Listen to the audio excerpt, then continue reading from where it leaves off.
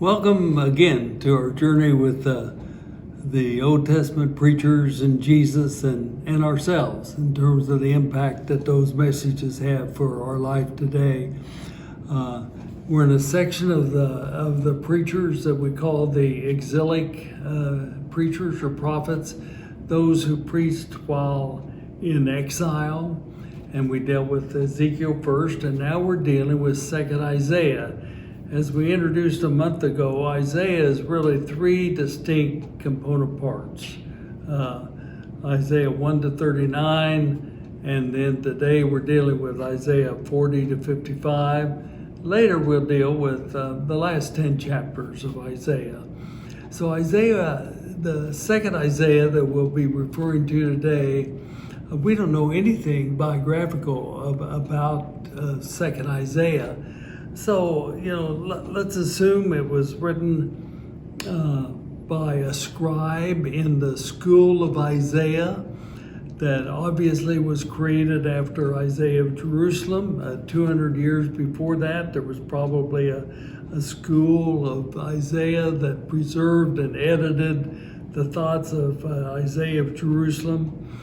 And this most likely was written while the school was in Babylon, not in Jerusalem. They were in exile.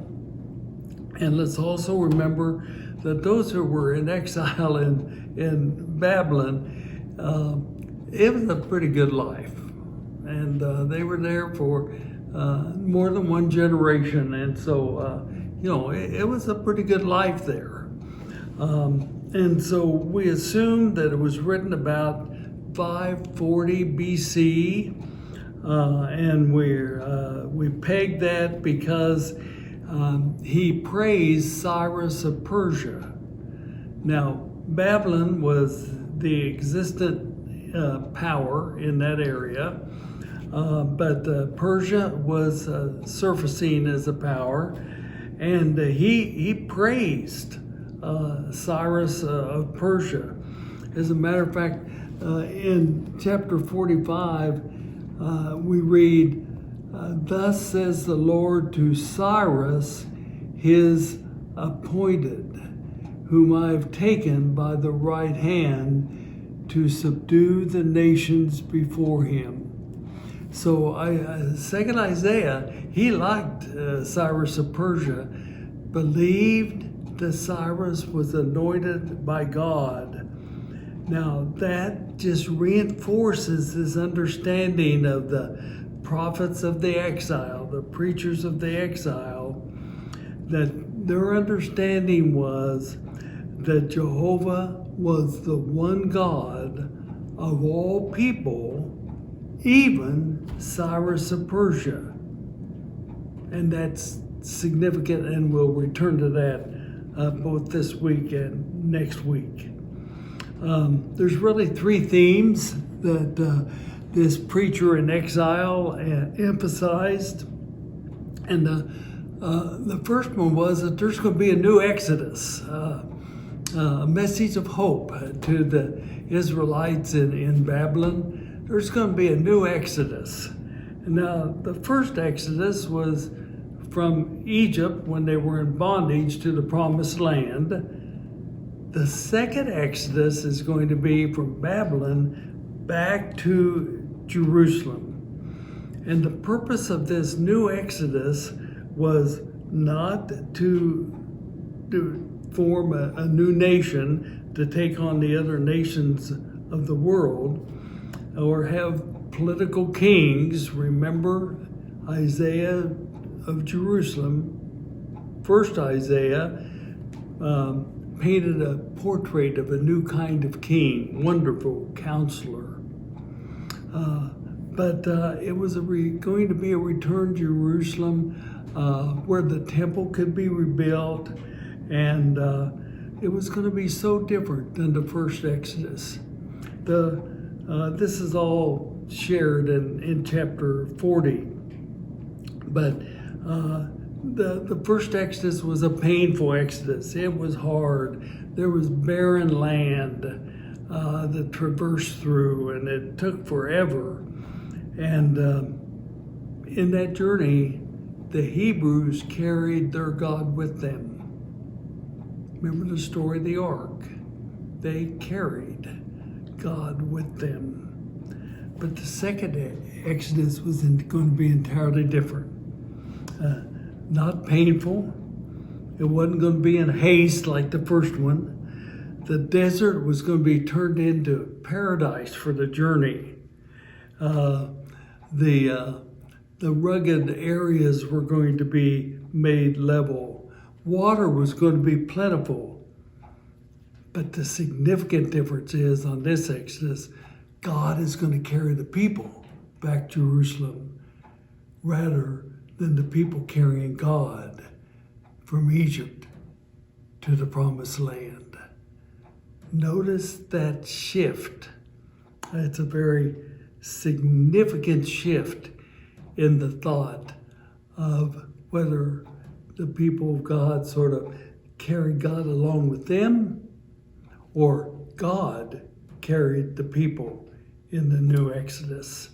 A fascinating teaching of Isaiah, and laid out hope for the people in Babylon. Remember the dry bones of Ezekiel, the song of hope. Those bones going to rise again? Well, here it is. It's going to be a new Exodus. We're going to return to Jerusalem. So that's really the first emphasis of 2nd Isaiah. But the second emphasis is that he introduces the whole understanding of a servant people, of what it means to be people of God. It means to be a servant. Now, so again, we see where a vision that Isaiah of Jerusalem had, and the first prophets were people of vision. But all of a sudden, there's a reason for being. There's a new cause, and that is the cause to establish justice. In chapter 42, behold my servant whom I uphold, my chosen one in whom my soul delights. I have put my spirit upon him. He will bring forth justice to the nations. Remember Micah? Mercy, justice, and humility. He will not cry out or raise his voice, nor make his voice heard in the street. A bruised reed he will not break. A dimly burning wick he will not extinguish. He will faithfully bring forth justice. He will not be disheartened, will not be crushed, until he has established justice in the earth, and the coastlands will wait expectantly for his law. All of a sudden, there's a reason, a new reason for being, not to reign as a nation over other nations, but to be a servant. Now we have an interpretive choice, if you will, with this section of 2nd Isaiah. You can interpret his reference to a servant as an individual. Sort of like Isaiah of Jerusalem, first Isaiah is sometimes thought as the portrait of a new king, might have been Hezekiah, like Moses, or even Cyrus. So one interpretation of the passage is that very individualistic, but another choice we have is that this is a purpose for Israel as a people, a personification of a nation, if you will, because they were to be, in another text, they were to be a light to the nations. Not a nation, but a light to all nations. The servant people could be divinely commissioned by God to bring all nations to acknowledge God. What a cause! What a sense of purpose! A new reason for being is to be a servant, a light to the nations, to bring justice for all. So there's going to be a new Exodus, a time of hope, a new reason for being a servant people. But we can't leave 2nd Isaiah without realizing his emphasis on monotheism, one God. Now, recall Ezekiel again. This was, the motivation for Ezekiel, that Jehovah was to be the God of all people, not another God. It sort of moved from, our God is stronger than your God, and so our God is going to whip your God. That is sort of the traditional understanding of the people.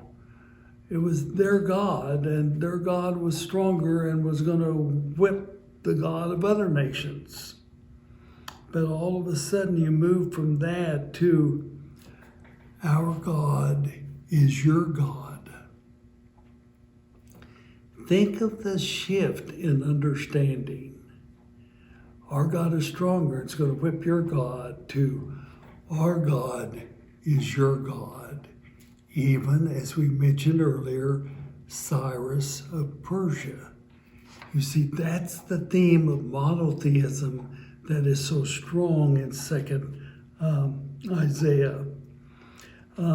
In chapter 44, it sort of gets at the monotheism through the back door by really making fun of idolatry. Again, idolatry is worshiping that which is not God, or the one who is not God. And so he mentions in chapter 44,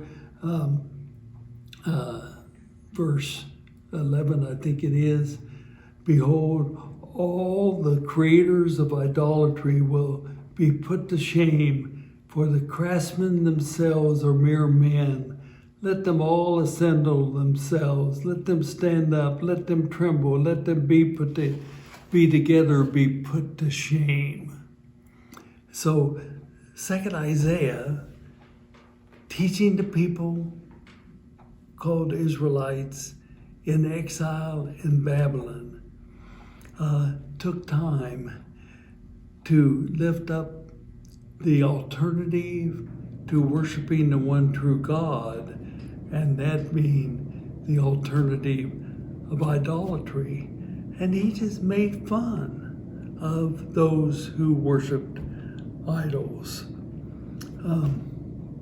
The first law of the Hebrew people, we've talked before, was Exodus and Leviticus, and one of the commandments, thou shalt not have any other gods before me. Now think of that phrase. That means they recognized other gods, but their God was the greatest. Not in the second law, not in the law of Deuteronomy, set forth by the Exilic Preachers. Their word was, there are no other gods.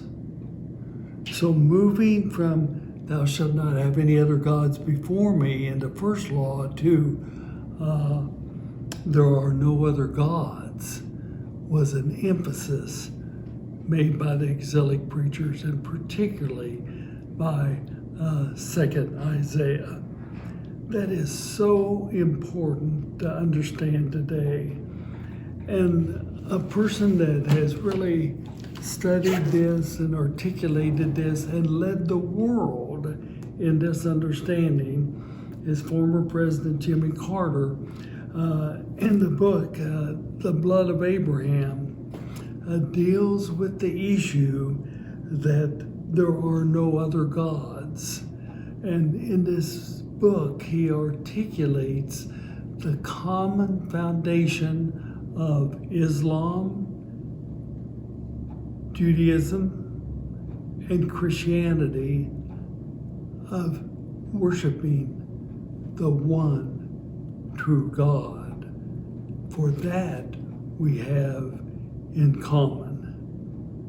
Just as a sidebar, the chronology that is in the front of this book is the best chronology I've ever seen of the history of the Near East. But Carter, of course, is a very faithful church school teacher in Plains, Georgia, and is throughout his life, and is biblically based in his political understandings of what is taking place today.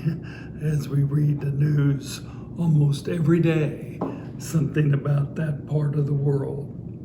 But 2nd Isaiah, in exile, 3 emphases. Number 1, the new Exodus, we're going to go back home. Secondly, we got a new reason for being, to be a servant people.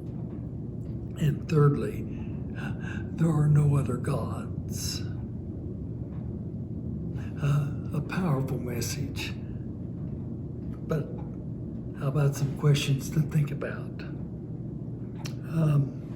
The first 2 are companion questions, but I think we've got to deal with them in terms of what 2nd Isaiah means for us today. First of all, who are the persons who are bruised reeds and dimly burning wicks, who are being broken and quenched today? Second question, the same with a different focus.